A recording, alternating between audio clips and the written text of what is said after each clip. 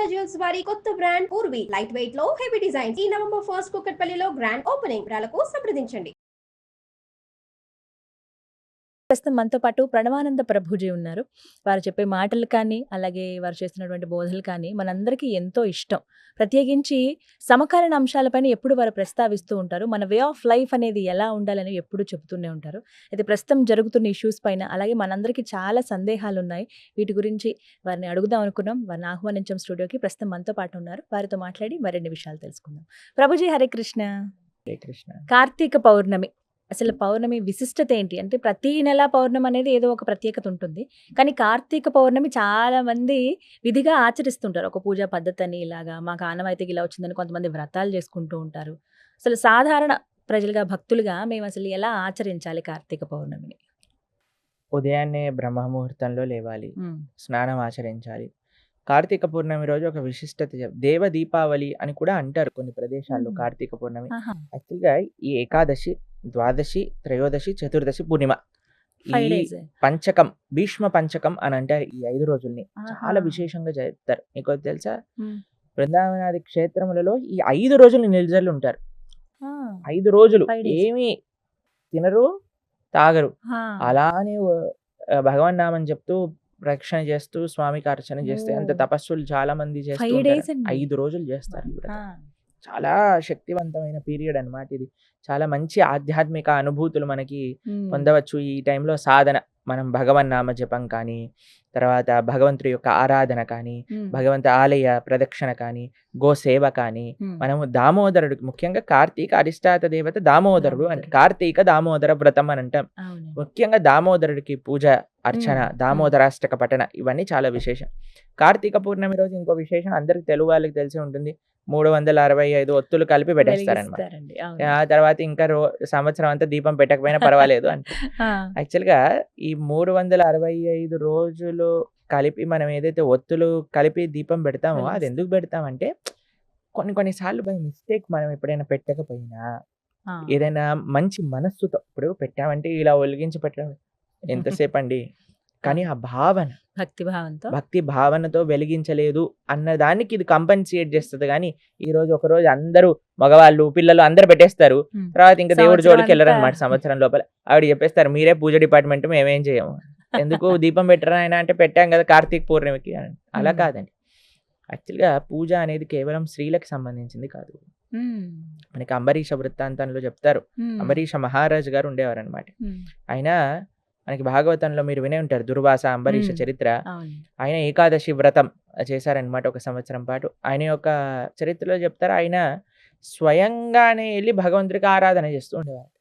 వాళ్ళ భార్య అనేది అంటే, లేదండి నేను కూడా మీకు హెల్ప్ చేస్తాను, లేదు లేదు నీ పూజ నువ్వు చేసుకో, నా పూజ నేను చేసుకుంటాను అని. ఆయనే రాజు, మహారాజు గారు అయినా సరే యమునా నదికి వెళ్ళి నీళ్లు తోడుకొని తీసుకొచ్చి భగవంతుడికి అభిషేకం చేసి నైవేద్యాలు పెట్టి అలా ఉండే. సవై మన కృష్ణ పదార విందయో బాచాంసి వైకుంఠ గుణాను వర్ణనే కరౌ హరేర్ క్షేత్ర మందర మార్జనాదిషు. ఆయన గురించి అన్ని మంచి లక్షణాలు కలిగిన వాడు. అయితే ఆయన చెప్పేవాడట వాళ్ళ భార్యకి, నువ్వు నీ ఆరాధన చేసుకో, నేను ఆరాధన చేసుకో, ఎందుకంటే నాకు భగవంతుడితో సంబంధం ఉంది, నీకు భగవంతుడితో సంబంధం ఉంది, కాబట్టి అందరూ చెయ్యాలి, అందరూ ధార్మికంగా ఉండాలి. కార్తీక పౌర్ణమి రోజు మనం ఒక సంకల్పం కూడా చేసుకోవచ్చు. మనం ఈ రోజు మంచి రోజు కదండి. ఏ రోజు మంచి రోజు అంటే, ఏ రోజు అయితే మనం మంచి వైపు మారాలి అని అనుకుంటాం ఆ రోజు మంచి రోజు. కాబట్టి దామోదరుడు అష్టకం అనేది చాలా విశేషంగా, దామోదర అష్టకం. బృందావనంలో రాస పూర్ణిమ అని శరత్ పూర్ణిమని పిలుస్తారు. శరత్ పూర్ణిమ తర్వాత ఇంకొక రాస పూర్ణిమ కార్తీక పూర్ణిమ. కార్తీక పౌర్ణమి కూడా శ్రీకృష్ణుడు రాస నృత్యం చేశారనమాట.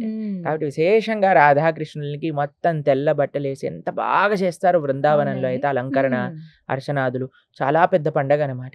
కాబట్టి చక్కగా మనం రాధాకృష్ణుల యొక్క సేవ, తులసి మహారాణి, తులసి దళాలు, ముఖ్యంగా మనం ఒక 12 తులసి దళాలు తీసుకొని మనం భగవంతుడి యొక్క నామాలతో భగవంతుడి యొక్క చరణాలకు సమర్పణ చేయటం, అర్చన చేసుకోవటం, ఇవన్నీ చాలా ముఖ్యం.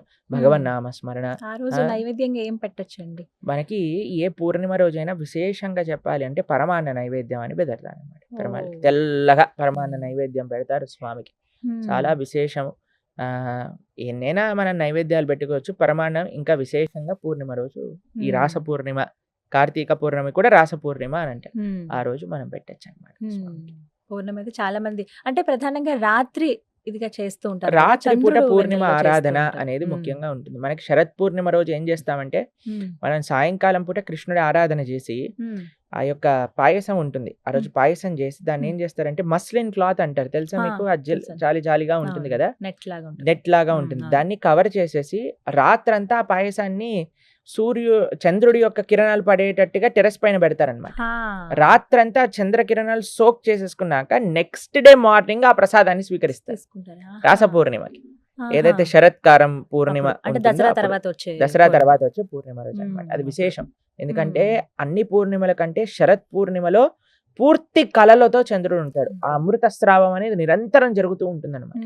అందుకే శ్రీకృష్ణ పరమాత్మ రాస నృత్యానికి ఆ రోజు ఎంచుకున్నారనమాట. గోపీ గీతం అని మనం శ్రవణం చేస్తాం, అది ఆ రోజు జరిగింది. కార్తీక పూర్ణిమ కూడా అంతే విశేషం. అన్నిటికంటే ముఖ్యం ఏంటి? దామోదరుడికి దీపం సమర్పణ చేయటం, తులసి ఆరాధన చేసుకోవటం, తులసితో కృష్ణుని ఆరాధన చేయటం, పాయసాన్ని నివేదన చేసుకోవటం, ప్రొద్దున్నే బ్రహ్మముహూర్తంలో లేవటం, భగవన్నామం జపం చేసుకోవటం, పుణ్యక్షేత్ర దర్శనం చేసుకోవటం, నది ఉంటే నది స్నానం చేయటం, ఇవన్నీ చాలా విశేషం. నది స్నానం అందులో కార్తీక మాసం కాబట్టి ఖచ్చితంగా చేస్తూ ఉంటారు. తులామాసము అని అంటారు. తులామాసంలో నదీ స్నానం అనేది చాలా విశేషంగా చెప్తారు. తులామాసం ఎందుకని? తులామాసము అని అంటే మనకి ఒక్కొక్క మాసం తులా సంక్రమణం జరిగినప్పుడు తులామాసం అవుతుంది. తర్వాత మనకి ధనుర్మాసం, సంక్రమణం జరిగినప్పుడు ధనుర్మాసం వస్తుంది అనమాట. దాని తర్వాత మనకి మకరం అయితే సంక్రాంతి వస్తుంది. అలా సంక్రాంతి, తులా సంక్రాంతి తర్వాత తులామాసంలో నదీ స్నానం, ముఖ్యంగా కావేరీ స్నానం కానీ, గంగా స్నానం, యమునా స్నానం, ఇవన్నీ చాలా విశేషంగా చెప్తారు. ఈ విధంగా మొత్తానికి పౌర్ణమి అయితే ఇలా ఆచరించాలని చెప్పారు. ధన్యవాదాలు ప్రభుజీ. హరే కృష్ణ.